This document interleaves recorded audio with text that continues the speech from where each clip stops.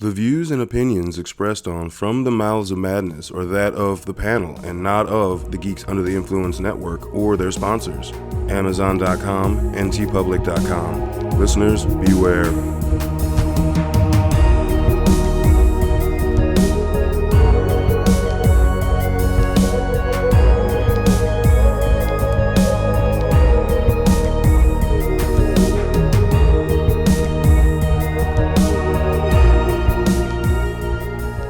Coming straight from the Mouths of Madness, I am one of the hosts, Lowdown.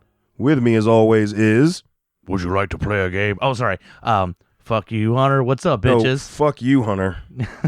Fuck you. Would you like to play a game? Fuck you. No, this was like, would you like to play a game? Oh, yeah. Well, yeah, I'm sorry. Would you like to play a game? Hello. Would you like to play a game? Yeah. I'm going to murder you.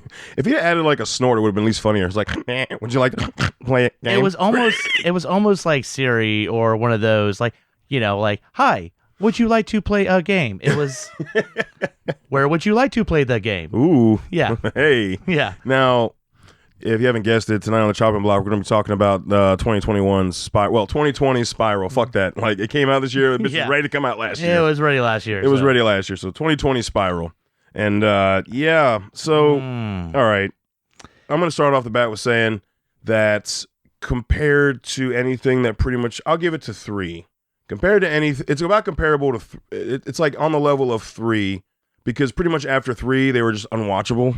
Yeah. The storyline went completely bonkers.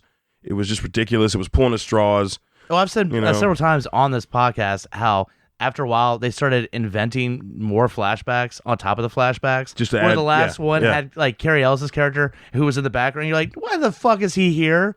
The dude fucking chopped his like he shouldn't be in the last movie. No, he should just pop up. But hey, he was big at the time. It was just desperation. He was big at the time. He had a resurgence a little bit, so it was like, oh fuck, we can throw him in there. Like, people know who he is now. Yeah, just desperation. When you have a movie that after the third one, all you do is keep showing flashbacks on flashbacks. After a while, people just don't fucking care. So this was a new approach where they said, all right, no, we're not going to do more flashbacks. We're going to acknowledge the Jigsaw killer, you know, as something in the past, as a copycat scenario. And all right. And that was, so starting out, that was a good step to take. Yes. Starting out. And before we get too much into the actual movie, we will, I guess we could talk about the director, who is Darren Lynn Bousman. Bose? I don't know, B-O-U-S-M-A-N. We'll call him the Bose. Call him the Bose. Yeah. So the Bose has also done one of the shorts for Tales of Halloween. He did some other shit. What else did he do? Saw 2? Oh, yeah, that's right, Saw 2. Yeah. He had a little experience with that, so. Yeah. Which I will say, of the series, I enjoy the first Saw and the second Saw, and then you don't really have to... Like I said, the third one isn't really remarkable, but it is, you know, better than the other 8 or whatever. Many. They keep going down. Oh, Jesus, it's terrible. And they keep asking Rockstar or people like the dude from Linkin Park to be in there. Folks. Like, that's although that scene was pretty rad, though. It was, but it's just like, all right, what? Like, I know you don't want to come see Saw, but do you want to see the lead singer of Linkin Park get tortured? You're like, that does sweeten the deal a little bit, but well, I still don't want to see your shitty movie. I don't know. R.I.P. Chester. Come on, man. He killed himself a couple years ago. That's nothing to do with that fucking movie, though, right? That's true. It's tragic what happened to him after the fact, but at the time, now saying that he was getting the to lead watch him singer die, it's of like, Linkin Park, and he was in the movie to get killed. I mean, yeah. Fair. I'm just saying that's where the producers were getting that desperate, where they're like, we'll find somebody that you know that we could kill, and you'll like us again, right? Like, no. That's not how that works.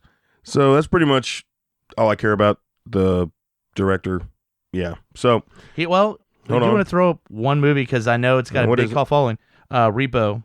Janek Opera. Yep. Oh, fuck you. Okay. Yeah. Shit. Yeah. And I know there's a lot of people that. Repo, Janek Opera. That's fucking hilarious. Yeah. It's awesome for a horror musical. Yeah. So you're big. Well, okay. The real big star in this movie is Samuel L. Jackson. He's like the bad motherfucker. He's a bad motherfucker. Yeah. And then playing his son. And then playing his son, we've got Chris Rock, who, man, like, it was a complete different Chris Rock from pretty much anything we've ever seen. He just was like, it was Chris Rock doing a stand-up, but he didn't smile at all. He wasn't enjoying it or having fun. Yeah, it was like the angry part of his stand-up, but like every opportunity he had, he was doing bits throughout the movie to the point they're walking to the crime scene where they're investigating a cop's been murdered, and he's like, you bitch, your woman's cheating on you, and goes into this whole act as they're walking to the crime scene. I didn't view that as him doing an act. Really, this could be cop buddy cop moment. He didn't want a partner. What made you think the first real scene they have together, he's going to buddy up to him? Well, I did. Were you already negative about Chris Rock doing a comedic bit instead of being serious before you watched the scene? Well, the very first scene we see him in, when he's undercover, he goes into this whole spiel about there being no Forrest Gump 2 and stuff like that. Yeah. And the only part of that scene is literally him getting off some zingers. But that made sense because he's undercover and he's keeping them talking, not questioning. They're getting ready. Like, look at the scene, dude. Don't pay attention to the actor. Yeah. I'm sorry. Like, those aren't like legitimate issues with his role. Not at that point. Not at this point. What else did Chris Rock provide to this role? The only thing that you couldn't have gotten a stronger actor in. You could have got. I didn't say you couldn't have gotten a stronger actor, but what he provided was the axis around which the story, the center of the spiral. He was the center of the spiral. But you could have done it with anybody. I could True. I could give you 5 other actors you could have thrown in. He was executive producer, so that's he was like, I'm gonna act. I'm gonna act in this. I'm executive producer. I'll give you the money, but you need a lead in this. And hey, I'm available. I'm just saying, the only thing he adds to it is these little in between scenes where he's he's telling jokes. See, I didn't laugh at anyone because I didn't view it as him telling jokes. See, that's even worse. That's not helping the case at all, by the way. Oh, it's helping my case because I took it was supposed to be as a serious acting. You couldn't get your head out of your ass enough to see him as not doing comedic role. Well, but I didn't think he did a good job in general. Okay, that not doing a good job in general is different than saying that he was trying to do comedic bits, and that was his main goal. But then what do you need him for? Because look, every other comedian is stretching his wings. Not all of them hit it off the park, though. In Fargo, the last season of Fargo, he was good. He was great in that. And you know what? That's probably why they wanted to give him the chance to do the main role, because he was a main character in that. You gotta look at the timing, man. I'm not saying. I'm not saying we couldn't have gotten a better actor. I'm saying for him doing it, I did not go into it thinking every time he was doing something that could have been funny, it had been delivered differently. I think that, like, when he did the spiel about his wife, he was literally just went into how, like, he got divorced, found his wife cheated on him. He even says it fucking hurts. Like, he's in pain and he's bitter and he's cynical. So when he was saying all that, I took it from a cynical, bitter perspective, not a comedic perspective. I actually let myself look into what the character said he was just going through and try to at least interpret him as the character he's trying to portray. Could we have gotten a better actor to portray that? Fuck yes. Yeah, that's my whole point. Well, no, but you can't shit on what he did do. I just didn't think he did a good job. By saying that he was trying to be funny. No, I was saying that's the only thing. But he wasn't doing that. Added, but he didn't add that. Dude, if you watch that, I just brought up the Forrest Gump conversation with the guy. We already said that he was setting up for a bank robbery. But there's things here and there where it's a portion of a stand-up. And that's the only thing that if you had another actor, you wouldn't have had. And I think it would have been kind of hard to him to separate himself so much because some of the dialogue, I think that's just his delivery. Because even in Fargo, he does that like spitfire when he's angry at certain points. He does, but he doesn't have. He's not kidding around with people the way he does in this movie. I just don't think he's kidding around. I will say this though. Like when he goes off on the police, I do the police love officers. that his interaction with Samuel Jackson, his dad, and his dad fucking zings the shit out of him. See that scene, I would say that's banter, but that's father and son banter. But that's the same acceptable banter as if you're in the middle of doing undercover job heists trying to deter. But that's the only time where I was like, all right, I'm enjoying this interaction. Okay. So everything else just seemed forced, in my opinion. Okay. Well, so you're bouncing around though. You were saying he was trying to be comedic, or is he was trying to be forced? Which one is it? I'm saying because of who they cast in the role, that these in between scenes of the heavy, like realization on different people being murdered, that they want to give it a little, like they want to make this Saw a little more fun, which is the best way I can put it. Because again, what else did he bring to the role? So maybe they saw him in Fargo and saw he could do serious roles. Maybe. I don't know. I don't know the time. I'm not trying to I don't think Chris Rock's an amazing actor. I'm not trying to defend that in that way. I'm just trying to legitimize to saying he didn't do good even though they cast him. Like, we could have gotten someone better, but there's some roles we could say that about a lot of roles that we still enjoy the movie. And now that you brought up that he was a producer, that answers all my questions of how he got the lead role in this. So. Yeah. But less Chris Rock, more Samuel Jackson is what I wanted in this movie. I'll be honest. So that's why I don't think he was trying to be comedic, because then he would have had to compete with Samuel Jackson, who was doing comedic zingers. Yeah, I don't. That's what I don't think Chris Rock. None of that. I don't think any of the stuff he was being serious about was meant to be zingers. And I'm not trying to show my cards here, but this movie didn't do it for me. Like, I get it. There's some classic torture scenes, but it seemed like I was just watching an episode of The Shield, but with torture, and then throwing a little dash of Ferris Bueller's Day Off at the end. So, and we'll get to why I say that shit. All right. Oh, with a little dash of Ferris Bueller. Yeah. Hold on, I gotta take care of the baby. Meow, meow. No, I guess that's just it. Like, I thought he did good for the focal point of the movie. Like, they think he's a rat. Because he turned in a dirty cop, which good on you. I mean, everyone like everyone who watches this movie, think about how this whole year people were talking about good cops need to turn in bad cops, or makes you a bad cop, and then realize that, like, if you went and actually ever known a cop and the cop pulled the thing that he did, they would get that treatment and he would get shot. Plus, all the cops in there, if you close your eyes and think of like a veteran dirty cop, they cast the perfect people, because everybody in that precinct, sleazy shit. They all look sleazy and sketchy as a motherfucker. Yeah. And like before they're like, before you even know that like there's dirty cops out there, it's like, oh, that's probably a dirty cop, and that's probably a dirty cop. Definitely a dirty cop. Yeah, I was like, this whole precinct's a bunch of fucking dirty cops, and I was like, all right, well they cast the guys that look like those guys in their 50s that they don't give a fuck. They'll plant a gun on somebody. A la, again, The Shield. Like, the one dude shot somebody when he was still a patrolman. Yeah, he was still young. Yeah. The guy got his fingers ripped off. Yeah. And then that's right. Because the guy flips him fuck off. You. And you're like, really? That's where you shoot somebody? All I'm saying is, you had an itchy trigger finger. You had an itchy trigger finger. Sorry. You had an itchy trigger finger. Now Siri says bye-bye. I guess they really did do a good job of showing how, like, why there are cops that don't do that. Where everyone was like bitching at good cops, saying that them not turning into bad cops makes them bad cops. It's like, well, they turn in like 2 bad cops, but there's like 8 more that he can't turn in at that moment because he doesn't have anything on them. Now he could potentially die and or at least get injured, like Chris Rock's character did, because the cops don't trust him. So it's like calls for backup, and they go, they fuck him. I'm just saying, like, but that shit is reality. You talk to anybody that actually works law enforcement, that shit is a thing. Like him saying it to the rookie, that's a code. It's truth. Yeah. And as much as you might want to turn somebody in, if you do that and it's just 1 or 2 out of a whole clique of officers that have been involved, you're fucked. You have to find something where you can nail them all at once, or you might end up dead. I honestly feel like I probably would have possibly enjoyed this movie more if it wasn't connected to the Saw franchise, because it wanted to be Seven meets Saw in a way. Yeah, kind of. I get that. And yeah, you know what? You didn't need to. I mean, like, the only real connection is that they reference Jigsaw.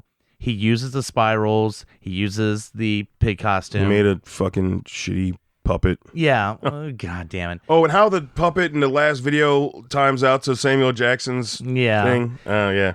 But it's all unnecessary. But I guess they were like, well, we can't sell this movie unless it's connected to, the Saw franchise. Like, oh, they're just copying Saw. Like, if they'd have put this movie out, it would have been like, oh, they're copying Saw. Yeah. Instead of like, oh, they're connected to Saw. Which would you have had? What's that? Copying Saw or connected to Saw? I don't know. Yeah. Why do you have to do one or the other, dude? You don't. You can watch it. It's clearly a Saw movie, dude. You can make a serial killer torture movie and not like say that. That's all. Not like that. Is that a thing in the contract? Like, you can't do torture serial killer unless it's got a Saw reference. You can't do torture that way, where it's talking about this is why this torture device is directly related to how something you did that was bad in the past. No, that is Saw and will always be Saw. Like, now I will say some of the tortures.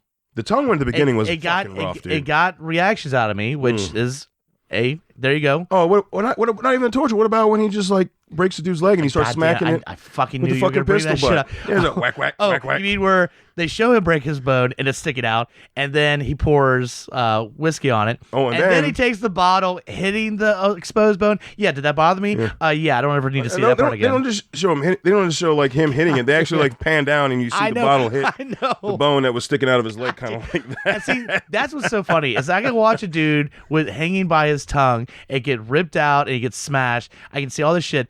And like that's all fucked up, but there's a bone sticking out. Like that's my limit. Like these movies exposed. By the way, the tongue ripping out was the least painful out of all that. If he'd have just done it, yeah, like him just jumping, yeah, and your body weight would have ripped it out, it would have sucked. But compared to your fingertips getting ripped off, or what the fuck was the other one? The wax. The wax one. Wax and either cut your spinal cord. Oh fuck me, dude. The wax one was. I have to say that was pretty unique. I actually was like, okay, that one hadn't been done before but of course they did the. Every time I saw a head thing, I thought they were bringing back that, but he had to like bite.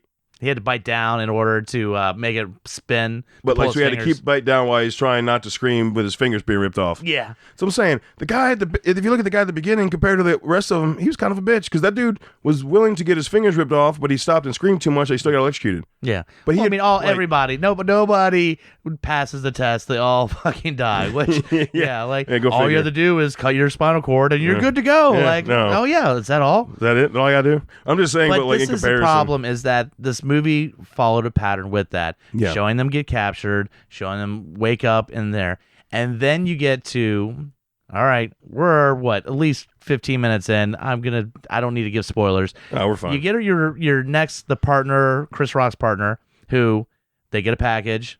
You notice that he had this tattoo, so there's the tattoo in the flesh, and they find him getting that his body's been skinned. Yeah. And they go, well, there's his tattoo. It's him. My partner's been murdered. No dental records. No reason to do anything else. And I went, wow, it's funny that everybody else we saw get captured and then wake up before they were killed. And this time this dude just gets skinned for no reason. Mm-hmm. So not as much of a shocker when at the end, when Chris Rock makes it into the factory, who is the new copycat Jigsaw? His fucking partner. Well, the partner thing happened before the chief. Well, that's what I'm saying. He lost the partner first, and then he lost his chief, and then I forget what. That's the thing, because he lost his partner, and then they investigated because somebody in a pig mask stabbed a cop, and that was a diversion for the chief. And then everyone starts thinking that it is his dad. He's like, "You ripped my dad in the last 20 to 72 hours," or blah blah blah. All right. Yeah. This.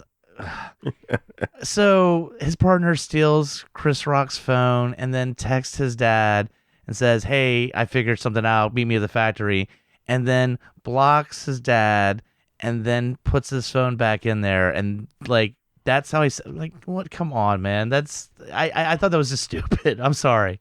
But okay, someone's ever bringing up stupid is done and stuff that like, and I can't remember right off the bat, but there's done and stuff that you have said you've liked. And there's already so many negatives to a movie, then you start adding simple shit. When the flashback comes in, and he's just like, yeah, you didn't notice your phone was gone for 5 minutes. I'm like, really? Well, no, he did because he gave him his phone to use. Yeah.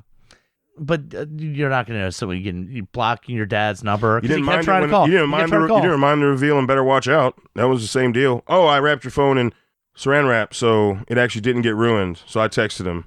We're comparing Better Watch Out. I'm talking about the same exact thing. Right.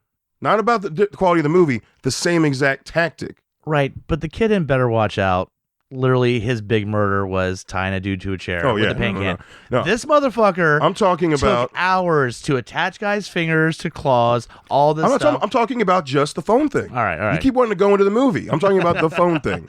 Just the phone thing. I just thought it was kind of a weak setup to trick Samuel Jackson into the factory. So, and then now... how do you feel about the glass kill? You know, the guy that Chris Rock's character ratted out. That was probably to me like the most gnarly one. Yeah. Like I could imagine being strung up and just getting broken bottles slung at me like that. Like that one seems a lot more like believable because there's no setup. It's you chain the guy up, you hit start, and then it goes. Oh, but it gives you that pause where it's like, all right, so get ready for the next round of bottles. Just enough to feel the pain. Yeah. And then oh god. But we come to find out that the new Jigsaw was the son. Oh, the guy with the glass was the guy that he turned in for being a crooked cop, by the way. Yeah. There's that. And we find out that the guy, Chris Rock's partner that supposedly died but didn't, the new Jigsaw was the son of somebody that was murdered by this crooked cop. And so he's getting revenge on all the dirty cops. Which and is he's his dad, recruiting, which is the chief. Yeah, he's recruiting Chris Rock's character. Because he ratted out on him. Like, oh, well, you're a good cop. Yeah. Because you ratted. But there's this whole thing where Chris Rock's character, after seeing the guy's dad murdered, sees the kid in the flashback and tells him, like, shh, like, don't say anything, and that's what made him pass the test.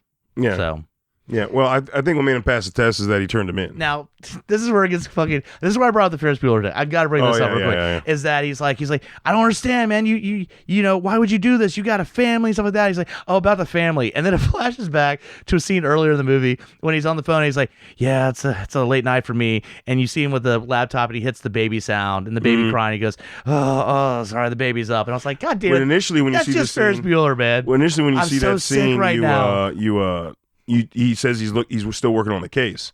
They angle it to where you see him from the back of the computer working on the case, and that he makes the comment like, bed weaning or whatever it is, like where you stop them sleeping with you, whatever that's called. Yeah. So the baby's crying, so you gotta let him cry for a little while. So you hit the baby sound on the computer. Yeah. So it's like, but that makes sense though, because like I said, they set it up. That was set up well because you make him see that look like you think he's working on the case, and he's being a good rookie and still working when he's at home.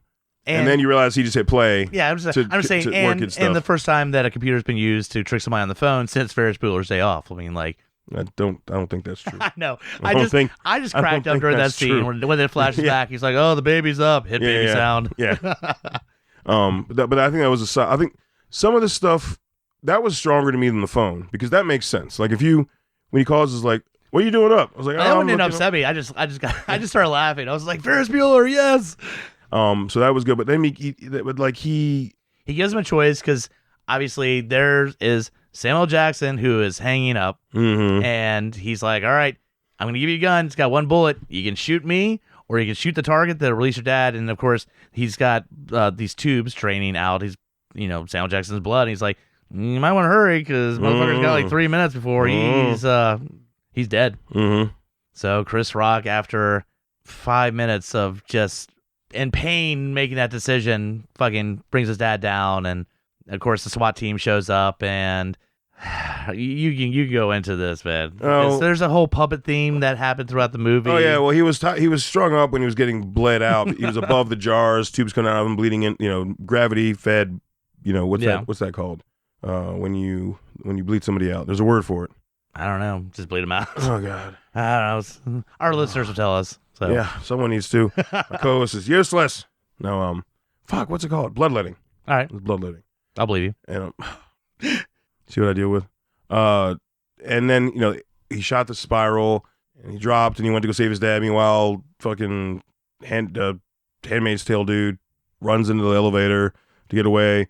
Fucking SWAT's coming in, but he saw when he went in there, he hooked a chain across the door. I'm like, what the fuck is that? Yeah, we knew. I was like, all right, that's something. Yeah. And then they're trying to cut through the door, the SWAT team, but they cut through the cable, and Samuel Jackson been bleeding out so long he can't like scream. He's like weak, and like he's telling him to stop. Don't fucking do it. He could get barely a motherfucker out of him. Yeah, he couldn't get a motherfucker out of him at all. It's a motherfucker. I'm so weak, motherfucker. Snakes. Plane. He said.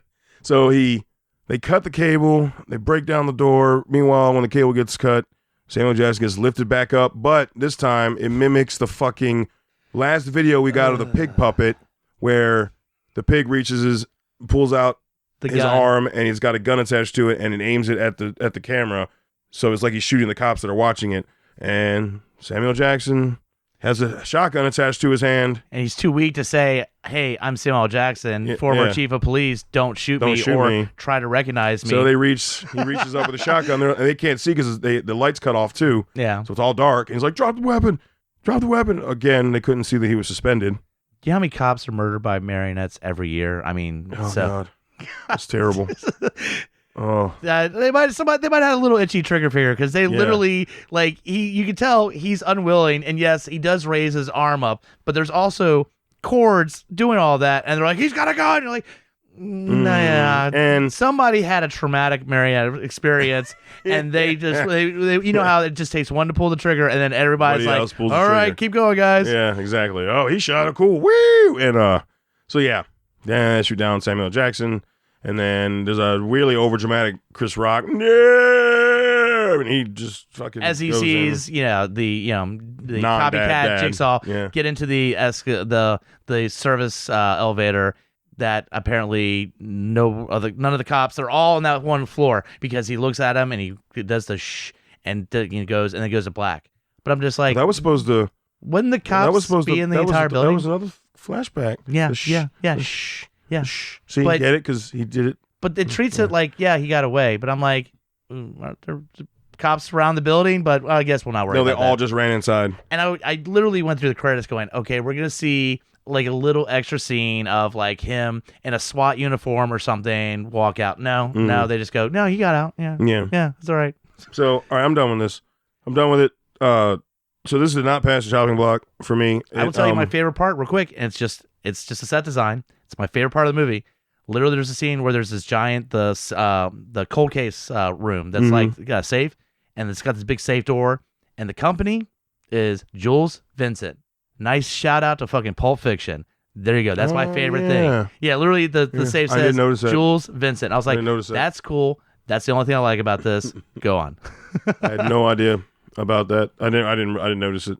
No, it didn't pass chopping block, and it's not that I didn't fully hate the movie. It's just this would have been a good time for them to actually, since it was not Jigsaw and it was separate, and they left it open for a sequel. Clearly, to actually do it decent. Yeah, like they were able to be separated enough where, okay, we're not just chugging out fucking Jigsaw sequels. Like, this is technically a reboot. At least there's no connection. The problem you were saying with the later in the series Saw movies is that you have all these quote, descendants of Jigsaw that continue his work. At least with this is fresh. This dude is like, fresh. He's a wow, copycat. I got motivated by this, and not like, I saw him one time in the hospital, and he gave me a folder, and now I kill people. Like, at least you don't have that. Yeah. Because that's where we went with the later movies. So I'm saying we had a chance to at least do, I don't care if it was just average. Almost scare the police force, because the first time you see it, oh shit, somebody's a copycat, and it's, he has such a history of how many motherfuckers he killed that right there, that's just a big distraction. Exactly. I'll give you that. And they didn't do that. So like, I feel like they didn't execute it well enough to make it work for like going down the road having a franchise. And the reveal is just fucking, I mean, like, he got into the police academy, he did all this shit, and he set it up to specifically be partners, and it's like a lot of, how did you? He had to do all these steps to get. He to just be says, "Did Chris you know how Rock's much work partner." I had to do?" Exactly, That's I all know, he says. but I'm just saying that's a lot of shit. Yeah. So no, this movie could have been a lot cleaner. Could have been crisper. I do agree there could have been someone better chosen for the level that was needed for the weight that the Chris Rock's character Zeke had to deal with. That's the thing. I think that really Chris Rock failed at was like going as low. I just think he was believable. Looking like all that was actually weighing him down. Yeah. Like, the only thing he got from him was crazy eyes after he lost his partner and his chief the same day. Like, when he walks out of the cold case room where she had the wax, he just, like, gets bug-eyed. And I'm like, that's it? Yeah. That's it? Like, honestly, Samuel Jackson should have had his role. Because no, I don't want to see Samuel Jackson in that role either. But you would have gotten the fuck you eyes. When he came out of the room, you would have gotten the fuck you eyes. Yeah, at but least. that doesn't mean it would have been good for the movie. I'm just saying, if I would, that's who I'd put in. If a quick, hey, Chris Rock is sick, so Samuel Jackson, you take over the role, so it'll be a little. I'll get some more motherfuckers. It could have been better. It could have been better casted for the main character. I don't know. I feel like there could have been a little better execution. I just don't see any need to ever watch it again. And that's where I'm at. Like, I watched it once. Cool. I don't see the need to rewatch it. Is it better than, again, like Saw 5, 6, whatever? Oh yeah, yeah. It's but equal that's to. It's like equal to 3 to me. Like, that's what I was saying. It's a less smelly dog poo. All now, right. for those of you that like 3, okay, or that love 3, okay. I mean, there's probably listeners that love the whole franchise. Which send an email, let us know why. If you want gore porn, there's tons of Japanese stuff I can recommend to you. Seriously, better directed, better shot, better acted. Yeah, seriously, we're actually getting after this episode's released, next week we'll actually be releasing an episode on The Godfather of Gore. That's real gore and done well. Exactly. So just Anyway, so it failed for you, right? Yeah, I don't need to see it ever again. Yeah. Did not pass chopping block. We decided to. This movie was so bad, we took time to make an elaborate trap, filmed a video of the two of us telling it what it did wrong, and then it has a choice to try to go back and re-edit it to make it better. Kill yourself. In like 4 seconds. Kill yourself. And then it doesn't. Killing yourself. Yeah. Oh, yeah, sorry. Hey, Siri, kill yourself. So. I wonder if this is just going to fuck with people as they're listening to it, if anybody has an iPhone. I didn't think about that. As I keep saying, Siri. Oh, that's the problem with that too, right? Yeah. There you go. Siri, buy Spiral. All right. Dick. So, all right, that's we're gonna wrap it up on Spiral. I don't want to waste any more time on this. So let us know what you think. lowdownbrown.gy@gmail.com. Give us your feedback, whether you liked it, why you liked it. If you did think it's rewatchable or you're gonna add it to your collection, we'd really like to know. And as always, go to GUIPodcast.com. Check out all the other shows on the network.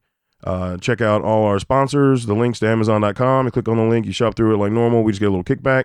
And then TeePublic is where all our merch is, for all the shows.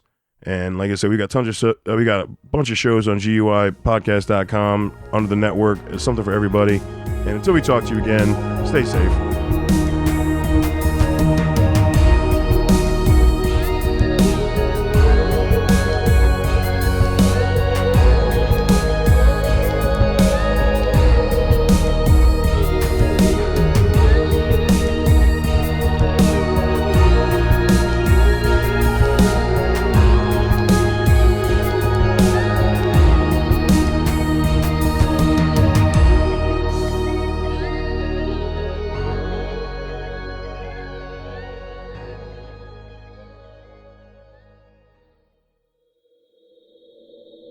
Join us at GUIPodcast.com.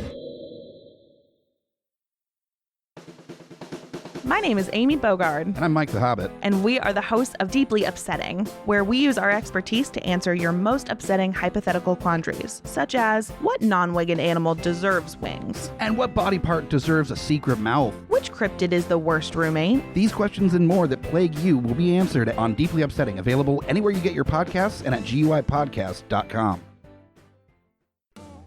Hey guys, Scotty Big Daddy Preston here, that's right, the Geek Father, asking you to join me here every other week with friends and family of the GUI Network as we go through all the trials and tribulations of being a geeky parent.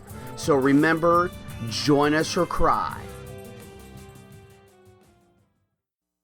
In a world ravaged by movie studios that keep rehashing the same things, only one podcaster has the guts to make it even worse. Join Mike the Hobbit as he traverses the internet to bring you some of the best and worst ideas for reboots, remakes, and reimaginings of some of your favorite and least favorite TV and film properties. Ideas like a John Waters He-Man movie, Fantastic Four the musical, and Aliens, done entirely with marionettes. What podcast would bring this evil upon the world? This is Smack My Pitch Up. Available anywhere you get your podcasts.